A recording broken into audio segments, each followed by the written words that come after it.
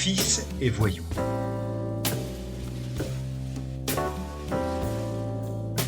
Première partie. Martine avait le cœur affolé. Elle s'était faite coquette pour les retrouvailles avec son fils. Elle avait choisi son tailleur préféré, cintré mais confortable, avec ses carreaux couleur d'automne. Elle avait été surprise que Stéphane lui propose le quartier de Barbès, qu'elle ne trouvait pas approprié. Elle aurait préféré des bistrots distingués, des avenues solennelles, des parcs élégants, tout plutôt que ce carrefour miteux, forcément inquiétant pour la bourgeoise fragile et vieillissante qu'elle était devenue. Avant de quitter le métro, elle s'était demandé si le quartier n'avait pas changé en 10 ans. Peut-être la gentrification y avait-elle opéré, comme ailleurs dans Paris. La bonne surprise annoncerait un heureux dénouement avec son fils. Mais le premier contact avec Barbès la rebuta. L'endroit était toujours aussi bruyant, quadrillé par une circulation féroce, et s'il était manifeste que la plupart des points noirs avaient été résorbés, le cinéma Luxor brillait de feux nouveaux, le bâtiment du miteux Tati s'apprêtait à faire peau neuve, un troisième angle proposait une brasserie de ce chic traditionnel remis à la mode, l'ensemble continuait à crisper Martine. Elle trouvait triste, par exemple, que le boulevard Magenta se spécialise dans les boutiques de mariage de style africain, d'un chic qu'elle trouvait trop clinquant. Quant aux vendeurs de cigarettes, groupés par grappes au pied des puissantes colonnes de béton, toujours les mêmes depuis des années, peut-être des décennies, ils lui faisaient froid dans le dos. Décidément, elle avait passé l'âge d'apprécier l'énergie citadine, barbouillée de ces courants multiculturels passant dans les capitales du monde entier. Elle soupira fort en priant pour que Stéphane, par le miracle de sa présence, enchante le décor. Elle revenait de 10 années aux États-Unis. Elle y avait suivi un homme, après le divorce douloureux d'avec le père de Stéphane. Elle s'était d'abord enthousiasmée pour la vie nouvelle que son compagnon lui avait fait miroiter, et ce projet de restaurant de cuisine française dans les environs de New York. Elle était partie brusquement, s'étourdissant de cet amour que personne ne comprenait, mais qui avait le mérite d'éclipser le marasme dans lequel elle s'était embourbée. Au moment du divorce, elle s'était sentie vieillie, menacée par la tristesse, capable de basculer dans le fatalisme. Heureusement, son nouvel amour lui avait fait croire au désir et l'avait remise sur la voie d'une existence énergique. Pour cette seule raison, elle ne regrettait rien. Seulement, le projet avait tourné court. Passé les premiers mois d'éblouissement devant New York et devant l'ambition spectaculaire de son compagnon, elle avait constaté que ce dernier consacrait l'essentiel de ses forces au restaurant. Après 5 ans, le succès avait tardé à venir. La vie s'était révélée chiche et monotone dans ce Brooklyn étourdissant, mais réservant ses séductions à ceux qui savent s'en emparer par leur jeunesse ou leur argent. Martine ne s'en était pas sentie capable, et les difficultés de couple s'étaient finalement invitées dans le bal atroce des ambitions déçues. Le pire était que Martine, presque par mégarde, avait laissé filer sa vie de famille, celle qui l'attachait à son fils et à ses propres parents. Elle n'était revenue en France qu'1 ou 2 fois en 10 ans, sans même revoir Stéphane qui s'était absenté pour ses propres voyages. Sans doute un réflexe de survie avait-il détaché Martine de la France et de toutes les personnes qui s'y trouvaient. Mais elle le regrettait. Elle avait quitté la proie pour l'ombre, la proie des seules affections qui comptent, pour l'ombre d'une excitation vulgaire. Son couple américain s'était effondré, et elle était revenue en France comme une vaincue, plus vieille et fatiguée qu'au départ, esseulée, craintive, assoiffée de tendresse. À vrai dire, elle redoutait les retrouvailles avec Stéphane. Elle avait peur qu'il ne lui en veuille. Elle-même était restée sur un sentiment mitigé au moment de son départ pour New York. Elle se souvenait d'un jeune homme qui se cherchait encore, peu passionné par ses études.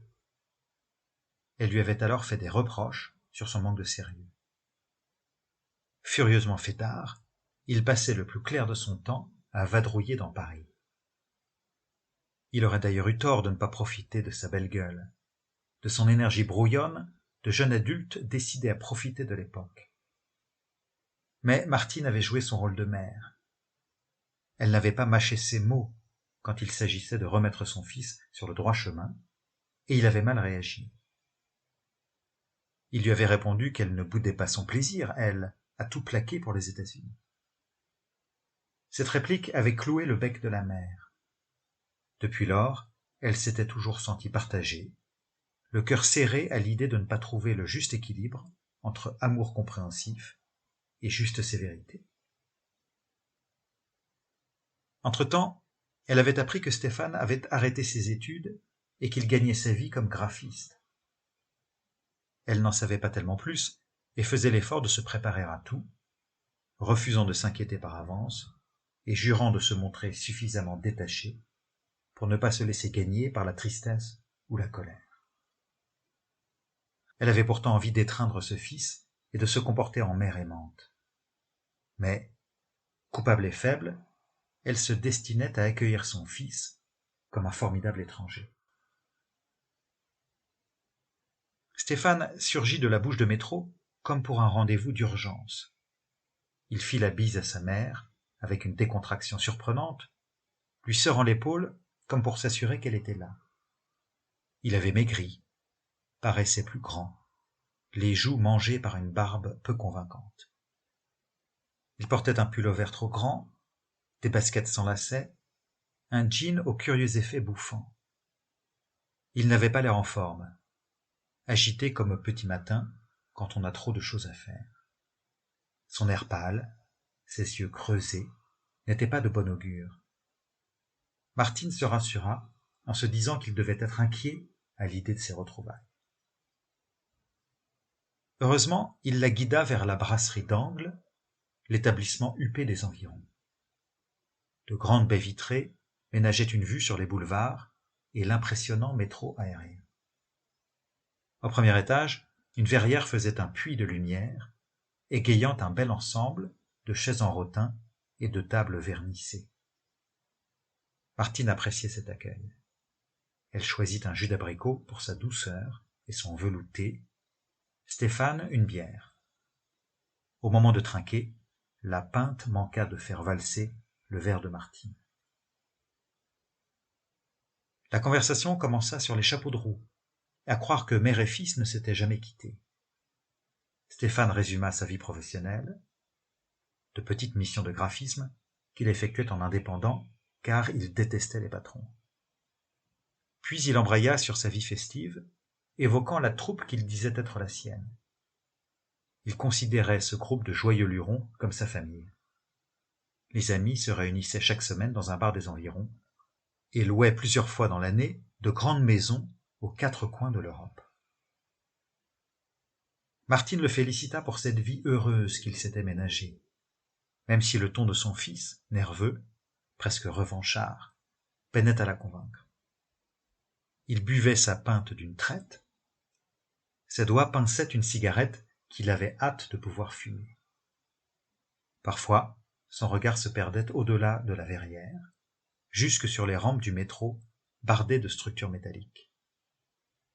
Il avait été beau, Stéphane. Sa mère avait toujours aimé sa mèche blonde.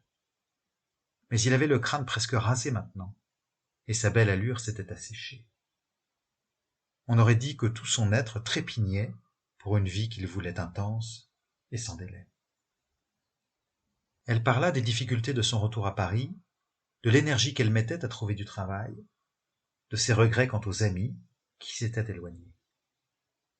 Mais il ne lui prêta qu'une oreille distraite et revint à la charge avec ses fêtes et ses connaissances. Il parla de nuits blanches et de beuveries musicales, égrena des noms qui ne disaient rien à Martine, mais qu'il prononçait avec des trémolos d'admiration. Déconcertée, Martine cessa d'intervenir. Elle avait peur que son fils ne se mente à lui-même et qu'il fasse passer pour de la joie ce qui n'était qu'une perdition, d'autant qu'il commanda une deuxième pinte et qu'il la but d'une traite. Martine ouvrait grand les yeux sur ce garçon, inquiète à l'idée de déceler en lui de la souffrance, et dans l'espoir d'être en fin de compte rassurée.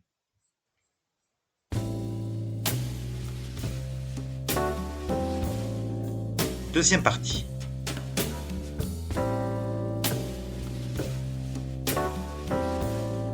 Stéphane se leva d'autorité, proposant d'aller boire autre chose ailleurs.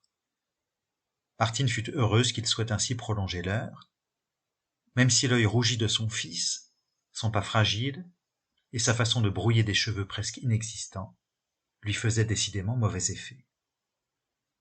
Elle s'en remettait à lui et le suivit sagement dans ces rues peu rassurantes. Il avait le pas vif, et elle avait du mal à rester de front avec lui sur le trottoir. Elle se faisait l'effet d'une petite fille, cornaquée par un frère indélicat. Mais il y avait du bon dans cet échange. Stéphane la mena jusque dans un bar plus populaire que le précédent, ouvert sur un trottoir en pente, à mi-chemin de Barbès et de Montmartre. Il régnait ici quelque chose d'électrique, entre la circulation vive, les passants pressés, la faune de traînards fumant une cigarette, les couples de jeunes gens fauchés riant au soleil. Au moins Martine passerait-elle inaperçue dans le flot de vie. Elle s'assit en face de son fils, affaiblie par les émotions qui l'étreignaient. Elle se retrouva dans le même état qu'une heure plus tôt, disponible à ce qu'on pourrait lui dire, mais tout de même apeurée. Et ce qu'elle observa pendant cette deuxième heure ne fut pas de son goût. Non seulement Stéphane commanda un pichet de rouge qu'il entreprit de boire à lui tout seul, mais il renchérit sur sa vie festive, maugréant des choses inaudibles et s'exprimant par ellipses. Il menait la conversation comme avec un vieux complice, ne ménageant aucun détail, aucune familiarité. C'étaient des récits d'afters sous extas, de loyers en retard, de tromperies irréfléchies. Sidérée, Martine scruta son fils avec douleur. Elle le voyait courbé sur sa table, la main gauche posée sur le pichet, la main droite jointe avec la cigarette, l'air de s'enfoncer dans une existence toujours plus obscure. Jamais Martine n'aurait pu rêver de cette vie-là pour son fils. Jamais elle n'aurait pu l'imaginer. Et elle se demandait quel intérêt il pouvait y trouver. Débrouille, expédients, fréquentation sans fin de jeunes et moins jeunes en galère, hystérie de fêtes en série rapide, c'était un spectacle épuisant. Malgré tout, à voir Stéphane rire et s'agiter, Martine commença à comprendre. Elle s'habitua à sa voix tremblotante. Elle se fit au rythme de ses paroles. Elle entrevit la nature des plaisirs qu'il cherchait à débusquer, des plaisirs qu'elle n'avait jamais connus, mais paraissaient ceux de toute une génération, et qu'il aurait été sans doute idiot de rejeter. Les raves, les substances, les coucheries, ça n'était pas son monde, mais c'était un autre monde, qui avait ses règles, ses habitudes, ses héros, et dont son fils n'avait pas l'air de souffrir. Il ne paraissait pas exactement en bonne santé, mais il racontait 1000 choses et avec vivacité. Cela signifiait donc qu'il était d'une autre santé, d'un équilibre qui avait sa logique et qui, en tant que tel, ne méritait aucun blâme. Martine ne s'en réjouissait pas. Cependant, elle se focalisait maintenant sur une idée simple, qui suffisait à donner du prix à ses retrouvailles, et à racheter même les années d'éloignement, une idée qui l'aurait effrayée plus jeune, mais qu'elle était désormais prête à accepter. Son fils s'éclatait, dans le sens où sa vie fusait de tous côtés, rejetant l'idée d'un quotidien terne, au prix de risques assumés sur sa vie mentale et physique. Et si c'était cela qui le rendait heureux, il aurait sans doute contesté toute idée contraire, alors sa mère ne pouvait que s'en féliciter, dans le secret de son cœur inquiet.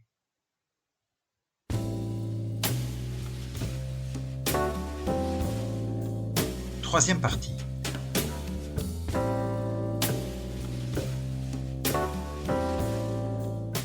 Martine pensait qu'ils en resteraient là, mais Stéphane insista pour qu'ils aillent prendre un dernier verre. Elle en avait assez de boire des jus d'abricot, mais lui ne semblait pas se lasser de ces alcools, et elle fut surprise qu'il marche encore droit après 2 pintes et un pichet.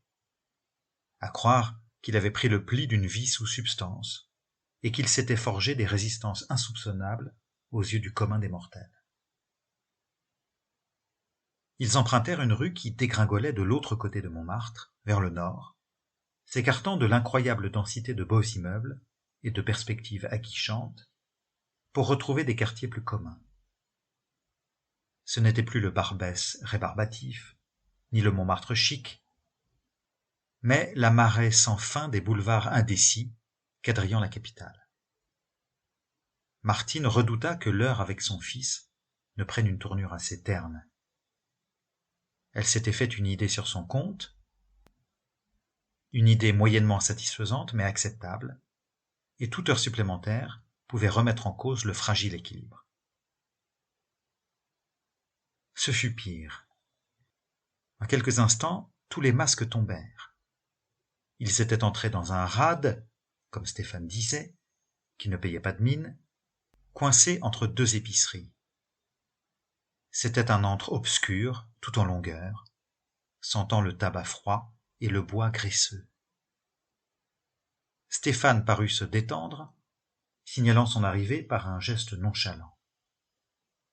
Il choisit une table située dans le renfoncement, entre le zinc et la vitrine. Il était manifestement en terrain connu, et le patron, sans un mot, lui apporta un verre de gin.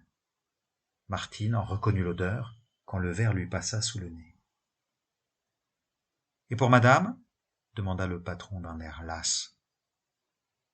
Un instant, elle pensa commander un gin, elle aussi, tant choc lui paraissait rude, mais elle revint par réflexe à son jus d'abricot. « T'en as pas marre de ton jus ?» plaisanta Stéphane, affalé maintenant contre le dossier, les épaules tombantes, le pourtour des yeux crispé par la fatigue. Il avait l'air de renoncer brusquement à toute tenue, et sa mère en était bouleversée. Se sentait-il enfin à l'aise? La boisson faisait-elle son effet? Elle eut la main tremblante en portant le jus d'abricot à ses lèvres, frissonnant de froid dans cette pièce humide. Elle distinguait mal les traits du visage de Stéphane, éclairé crûment par la lumière du jour sur la droite, maintenu dans l'ombre sur la gauche. À force de triturer ses cheveux, il paraissait hirsute. Ses longs doigts maigres se promenaient parfois sur la table. Il riait davantage et se permettait des familiarités, ce qui ne laissait pas d'inquiéter sa mère. Plus il se relâchait, plus il avait l'air de glisser vers un état de fausse joie qui désespérait Martine, un état de détresse et de mensonge. Quand il sortit de sa poche un joint qu'il alluma, cela faisait longtemps que Martine ne parlait plus. Elle n'osa même pas lui demander s'il en avait le droit. Elle le vit prendre un plaisir manifeste à observer le bout rougeoyant et à tirer longuement sur le pétard, la mine réjouie. Les yeux vitreux, les gestes approximatifs, il jouissait de sa posture comateuse et s'exprimait maintenant sans regarder sa mère, la tête tournée vers la vitre, comme aimanté par cet écran. Le cœur de Martine battait fort. Elle croyait voir ses pires craintes se réaliser, sans y croire tout à fait encore, et cette attente la sidérait. Le coup de grâce arriva vite, et Martine s'y était préparée. « Dis, maman, tu ne voudrais pas m'aider ?» « Comment ça ?» dit-elle. Il se redressa, sourire aux lèvres. Et Martine le fixa comme un être assez vil, capable de mentir à sa propre mère et de jouer au faillot. « Je t'ai pas encore dit, mais je m'en sors pas. J'ai des dettes. Je vais me faire virer le mois prochain si je ne verse pas mon loyer. Tu sais, les gens sont impitoyables à Paris. » « Tu veux m'apprendre quelque chose ?» dit-elle. « Qu'est-ce que tu veux dire ?»« Tu m'expliques que les gens sont durs à Paris, comme si je ne connaissais pas la vie. Désolé, maman, je parle un peu vite, mais c'est la vérité. Il y a vraiment des chiens qui rôdent dans les rues. Si tu as le malheur de commettre des erreurs, ça te coûte très cher. C'est la faute aux gens méchants, si je comprends bien? En quelques mots, la conversation s'était tendue. Stéphane n'en revenait pas que sa mère se montre désagréable, et Martine se surprenait elle-même à retrouver sa fermeté. Cela faisait des années qu'elle ne s'était pas sentie cette colère froide et qu'elle n'avait pas tenu tête à qui que ce soit. Elle n'était pourtant pas sûre de ce qu'elle ressentait, partagée entre la révolte et le désespoir, mais elle trouvait rassurant de prendre ainsi le pas sur ses émotions. « Je te l'ai dit, maman, j'ai commis des erreurs. Je ne devrais pas dépenser autant. Et surtout, je n'aurais pas dû faire confiance à certains revendeurs. Ils m'ont arnaqué avec des quantités. Maintenant, je leur dois de l'argent. » « Si je comprends bien, dit-elle, tu trafiques de la drogue ?»« Oh, c'est un grand mot, maman. Tu sais, certains pays légalisent ces produits. Le mot drogue est contesté. » « Je m'en fous des mots, moi. Tout ce que je vois, c'est que mon fils est devenu un déchet et qu'il a besoin d'aide. » « Oui, dit-il, je te l'avoue, j'ai besoin d'aide. » Elle avait croisé les mains sur la table, dressée comme pour un entretien d'embauche. Lui ne savait plus comment s'extirper de son état d'ivresse, submergé par la nervosité. Il regardait alternativement vers la rue, qui ne lui renvoyait que son spectacle d'agitation muette, et vers le patron, qui s'était caché loin dans l'ombre du zinc. Il rougissait de honte, ce qui lui boursouflait encore le visage, terrassé par les atteintes de l'alcool. Martine se sentait dans la peau d'un cerbère, capable de mordre la créature misérable venue ramper devant lui, alors qu'elle savait tapis au fond d'elle, à des profondeurs inatteignables, une pitié définitive. « Combien ?»« Comment ça, combien ? Il te faut combien pour te sortir de la panade ? » ?»« Je ne sais pas, moi, c'est une histoire de mensualité. Je dois faire le calcul. C'est pas aussi simple. »« Bullshit !» Il la regarda, stupéfait, peinant à interpréter ce mot dans la bouche de sa mère, produit par des années de vie new-yorkaise dont il ne savait finalement rien. « Je te dis la vérité, maman. Donne-moi un chiffre et arrête de jouer les pleurnicheuses. Je veux bien t'aider, même si tu me fais honte, mais je refuse que tu te moques de moi. Je vais signer un chèque, mais je t'interdis de me rejouer la même comédie qu'aujourd'hui. Et je t'interdis de commettre de nouvelles erreurs, comme tu dis. Je sais pas. Oui, maman. Alors, ce chiffre ? Disons, je sais pas, moi, 10 000 euros. Ne me pose pas de questions, mais réponds. 10 000 euros, c'est ton chiffre ?